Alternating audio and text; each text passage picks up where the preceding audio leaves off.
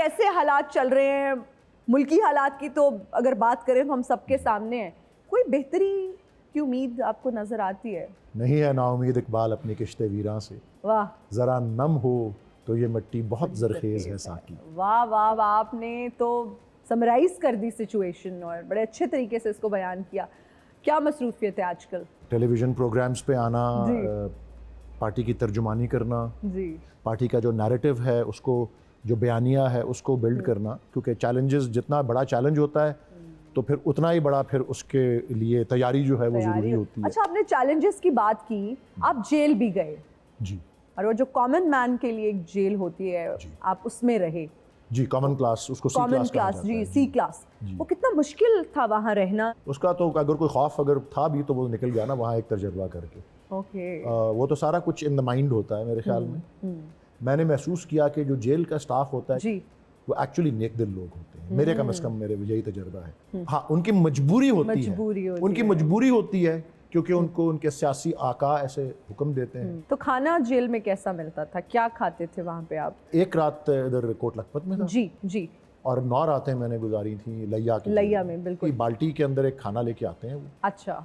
और उसको वो डाल के प्लेट में, वो फिर क्योंकि आप एक सेल में होते हैं ना, तो सेल का सलाखों वाला दरवाज़ा होता है, तो उसके नीचे से फिर वो प्लेट को धकेल के जो है वो इस तरह से खाना दिया जाता है। ज़्यादातर इस पे जोर होता है दाल पे और लोबिये और इस तरह जैसी चीज़ों। अच्छा, दाल लोबिया और किसी एक दिन या हर 2 दिन बाद कोई चिकन भी होती है। बट वो तरीका उसका यही होता है कि वो बाल्टी में आती है, और वैसे वो बाल्टी मैंने देखा कि लैया में बड़ी चमकदार बाल्टियाँ थी। अच्छा, ब्रांड न्यू बाल्टियाँ उन्होंने रखी और वो हुई थोड़ा सा फैसिलिटी भी ज़रा निस्बतन नई थी। कोट लखपत वाला जेल खासा एक 100 साल या कितने साल पुराना है, मतलब पुराने जेलों में से। लैया वाली नई फैसिलिटी है, ठीक है, लेकिन जेल होता है।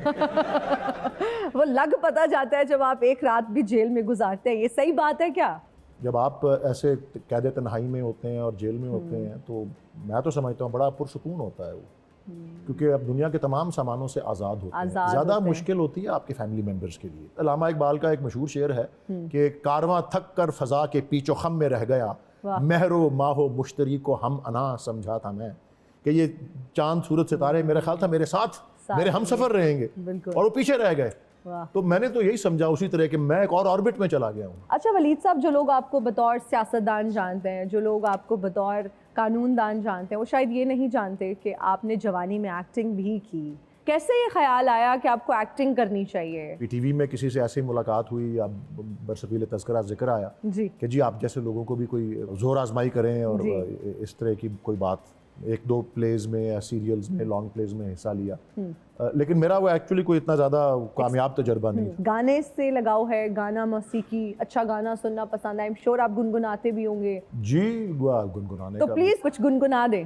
हो मेरे दम से यूं ही मेरे वतन की जीनत, जिस तरह फूल से होती है चमन की जीनत, जिंदगी हो मेरी परवाने की सूरत या रब, इल्म की शम्मा से हो मुझको मोहब्बत या रब। क्या बात है, क्या बात है, जबरदस्त जबरदस्त। इसमें मैंने समझा पैगाम भी अच्छा है कि बहुत अपने अच्छा। वतन की जीनत बने, बेशक, और ऐसे परवाने बने जिसको इल्म की शमा से मोहब्बत हो। बेहतरीन।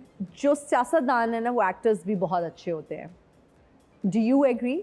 आपको हो सकता है इस बात का इल्म हो जी कि कायद आज़म, अब उनसे बड़ा सियासतदान, उनसे बड़ा स्टेट्समैन, एक सियासी मुदब्बर इस सरजमीन ने कौन सा पैदा किया होगा।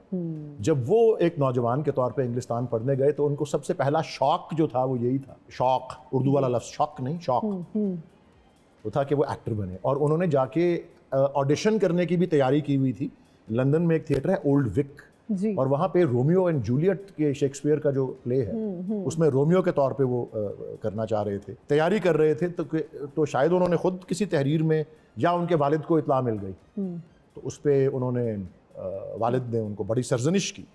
उनके वालिद ने कहा कि अगर तुमने ये रास्ता चुना तो फिर ये ख़ानदान का तुम जो नाम जो है उसको मिट्टी में मिला दोगे और फिर घर वापस नहीं आना, या कोई इस तरह की बात। अच्छा। तो उन्होंने तर्क कर दिया, वो वहाँ पहुँचे ही नहीं। लेकिन फिर वकालत चुनी। जब वो अदालत में खड़े होते थे और अपने दलाइल पेश करने के लिए जब वो शुरू होते थे तो कहते हैं कि पूरी अदालत पे सख्ता तारी हो जाता था, इतनी उनकी प्रेजेंस थी, इतना उनका, तो बड़ी एक बारीक सी लकीर एक्टिंग में और एक एडवोकेसी या वकालत में और फिर सियासत में बड़ी बारीक लकीर है। और बिल्कुल क्या एडवोकेसी इससे बेहतर है कि अल्लाह ताला ने हज़रत कायद आज़म मोहम्मद अली जिन्ना रहमतुल्लाह अलैह को ये तौफीक दी और उनसे ये काम लिया कि उन्होंने अपना सबसे बड़ा ज़िंदगी का मुकदमा जो है लड़ा और जीता, और वो था पाकिस्तान।